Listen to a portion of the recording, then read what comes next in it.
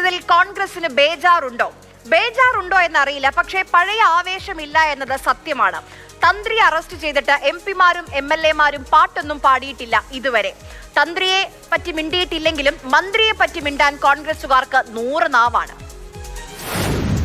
കുറ്റവാളികളായ മുഴുവൻ ആളുകളെയും നിയമത്തിന് മുമ്പിൽ കൊണ്ടുവരണം. ഇനി മുൻ മന്ത്രിമാരും ഉണ്ട്, അവരും വരുമെന്ന് നമുക്ക് പ്രതീക്ഷിക്കാം. അതുകൊണ്ട് അവരുൾപ്പെടെയുള്ള മുൻ മന്ത്രിമാരും അടക്കമുള്ള ആളുകൾ നിയമത്തിൻ്റെ മുമ്പിൽ വന്നേ മതിയാകൂ. ആര് വന്നാലും നിയമപരമായ നടപടികൾ നേരിടേണ്ടി വരിൽ ഉൾപ്പെട്ടിട്ടുള്ളവരാണെങ്കിൽ, ഈ കൊള്ളയിൽ ഉൾപ്പെട്ടിട്ടുള്ളവരാണെങ്കിൽ ആരാണെങ്കിലും അത് അവർ നിയമത്തിൻ്റെ നിയമാനുസൃതമായ നടപടികൾ വിധേയരാകേണ്ടി വരും എന്ന കാര്യത്തിൽ സംശയമില്ല. ചെന്നിത്തലയുടെ വിവരങ്ങൾ കാരണം ഡി മണിക്ക് പിന്നാലെ പോയി വിലപ്പെട്ട സമയമാണ് SITക്ക് നഷ്ടപ്പെട്ടത്.